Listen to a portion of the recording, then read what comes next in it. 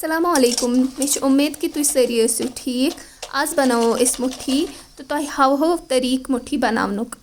मुठी बनावन बापत छ अस केंचन मसालन हिंद जरूरत आसान यथ मज जन असे नून तो ज़्यूर लगान छ। तुह हेकियो बे ते कें मसाला अत ऐड करित। यम मसाल छ अस गोडे थमित ऐड करित यथ आटिस सत। वन छ अस ओट करन मिक्स तो तुह हावहो ये ओट किथ कन मांडो अस तो क्या प्रोसेस छ तुह करन अम बापत। फिलहाल त्रो अस यथ आटिस मज आब तो फिलहाल छ अस ये मांडान ये मोंड अस पूर पट। तुम वो सारी मसाल अत असल पट मिक्स गमित तो अम पत छु तुह यह असल पट मांडुन यीतिस कालस तुह यह बासव यह बनो चोट बनन लायक।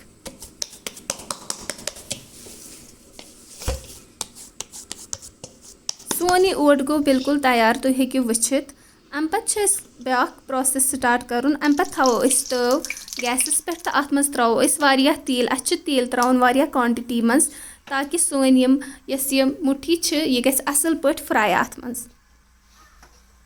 अम पत युस अस ओट छ थोमुत मंडित अत तुलो अस पेड़। अगर तुम बासव यह पेड़ छ तुम लड़ित गछान अथस तुम हेकियो अत ऐड करित थोड़ा सा युस ओट छ सो हेकियो तुम अत मज थोड़ा ऐड करित। तुम वो अस बनो येतन पेड़। फिलहाल त्रो अस अत पे थोड़ा सा मद युस अस ताकि युस सोन पेड़ छ यह गछ न अत लड़ित के।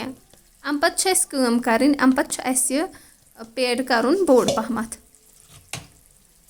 अस छ यह बेलन निमुत अम सत करो अस यह बोड़। तुम वो फिलहाल छ अस यह बोड़ करान।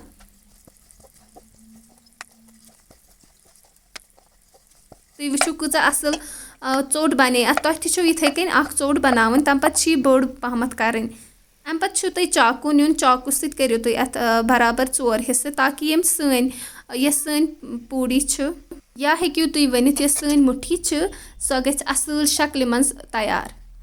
तुम वो अस किथ कन कर अत पीस। अम पत त्रावो अस यह तिलस मज युस जन तेल छ सोन गोडे ऑलरेडी अस थोमुत यथ पे युस जन वारिया गर्म छ यह गर्मस तेलस मज त्राउन ताकि यम गछन असल पट फ्राई। तुम वो यमन किथ कन असल पट फोक खसान वनकन फ्राई गछान। तुम कम कम यम त्रावन ताकि यम गछन असल पट फ्राई। क्वांटिटी यीतिस कालस यम पूर फ्राई गछन तम पत छु तुम यमन काम करन यम पलटावन बे साइड तो करन छु पूर फ्राई। तो यम वारिया त्रोश करन तो खाने विज यमन वारिया मज़।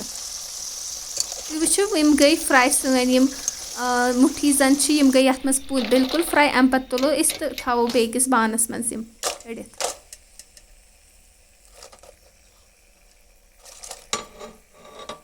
यह सहल तो आसान तरीक मुठी बनावनुक। तुम हेकियो यह गरस मज ईजिली एप्लाई करित तो मुठी बनाइत। तुम वो किथ कन बनाई अस मुठी इथे कन बनाओ अस सरसी आटिस मुठी तो तुह हावहो लास्टस पे।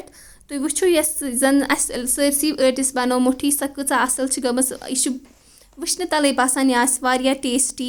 अगर तुम यह सन चैनल वुचान फेसबुकस पे तो सोन पेज करियो लाइक बे करियो फॉलो। अगर तुम वुचान यूट्यूबस पे तो करियो सन चैनल सब्सक्राइब बे करियो लाइक बे करियो शेयर।